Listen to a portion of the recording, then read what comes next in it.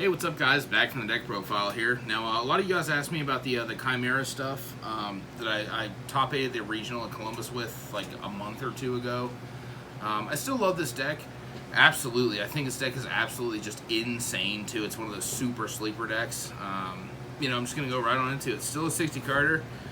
John, what do you think about the 60 cards, bud? This is the best deck, you know? This is the way. Always draw a symbol. Going first, yes. Or Archfiend going first. We gained that. Use the research. All right. So I have changed this a lot since since ROTA, of course. This will be post ROTA, obviously. There's a lot of reasons this deck is a lot different, but just for the illusion stuff, obviously 3 Cornfield, 3 Mirror Sword, 3 Gazelle, 3 Apprentice, 2 Baphomet, 1 Master Tau, 1 Master Toe. All these are super necessary. Each one of these cards each one of these cards is absolutely ridiculous. So, and then I still play the patchwork stuff. I'm not playing Azamina. You pan it to me, bro. So we were talking about Azamina stuff. I was playing online with it too, and it was kind of underwhelming. I know a lot of people are like, "What the fuck? You mean that shit's broken?" In this deck, the extra deck is so fucking tight, it's unreal. And also, I was like playing with the Wanteds, with the fucking Diabellstar, with the fucking Diabellzi. I'm not maining Diabellzi in this list. Just all that stuff, and I was just like, it didn't have enough payoff because we were already playing the Fiendsmith cards. Like which sending Fiends, which sending Edge and Chain was like the highest impact that the shit had. Like, I don't know, I just wasn't a super fan, so I went back to my roots with the list, and I was just much happier with this version. Still the 1 Necrom, the 1 Just Gold. These cards are fucking absolutely insane. Then we are still playing the Archfiend Eris. This is the card that I played at the regional. It searches similar Archfiends, puts you on level ground for just no reason. And then the Fiendsmith stuff, Fiends. We actually are still playing 3 Engraver. We just added the Lacrima. And then the Lori. Shout out Cody. And shout out Grant. Shout out everybody, actually. Devontae, John. I actually pulled a Tia. Tia and I bought some Bonanza at Walmart, and the first pack I opened had a QCR Lori in it, so I was like, yeah, dude, broken. I do draw this card every hand, but that's fine, as long as you open Apprentice. So, and then this was where I really changed it. We are playing the horror stuff. There's no Debden Tefnuet in here, or the other one, Quebeb Sinef. Even though that's one it's a beast, so you could fuse with it. These cards are just way too good. They play not around, but they play very well into the Malcharmy cards. Very happy with this. Also, you can just put 2 guys on the board and then use them for fusion materials for Guardian Chimera. So, which allows you to slide other floodgates. And then once again, shout out to all my boys. Let's go, best deck. 2 Malcharmies. I will get a 3rd eventually.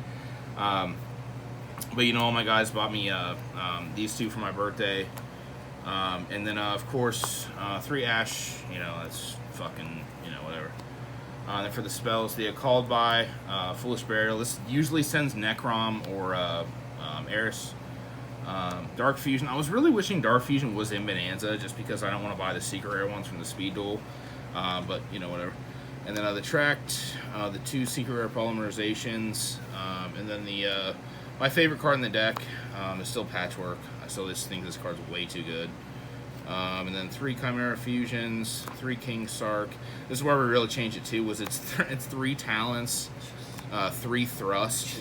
Yeah. I'm gonna bust. Yeah, I'm gonna bust into the Thrust. And then the Simmel and 3 Imperms. I mean, this list is very clean. I really enjoy how this list is. Like the Talents and the Thrust and all the stuff you don't need. You normally just discard off the King Sark anyway, so it's usually free. You know what I mean? Like, I would probably play this deck as it is at a regional again. So, and then for the extra deck, the extra dip. Obviously 1 Chimera, of course. Shout out my brother Cody Rana. And then this was the other change that I made. Was I was playing 2 of these originally, and I'm still playing 2 of these. This was the card that I just refused to cut down to 1 of. This allows you to play grind game like immensely. And then the Necro Quip, the Aerial Eater, and then Fiends, and then the Boy, dude. I mean, this card, like, I almost cut this too, but this card, if you can actually just, because Cornfield Kotal just makes this with like 3 attacks, or 4 depending. But this card, you just have to play it. I don't even care. This card also insane.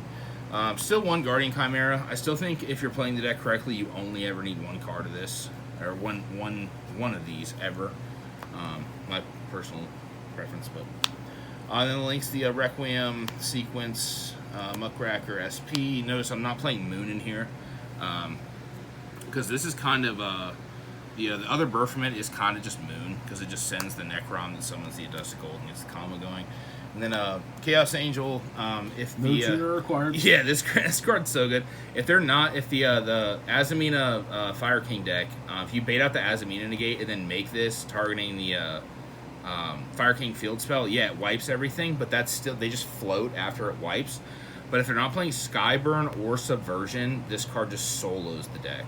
So then we were playing the High Wave King and then Zombie Vamp. This is still one of my, I think this is probably my favorite Exceed of all time. MVP. Yeah, it's just, I mean, if you open the Horus stuff, like, and then you can just mill, and like sometimes you'll just mill Mirror Sword or just Baphomet, and then just be like, oh, full combo. You know what I mean? Like, I don't know. I think his deck's very good, very insane, very sleeper, and hope you guys enjoy it. I'll see you guys later. Cheers.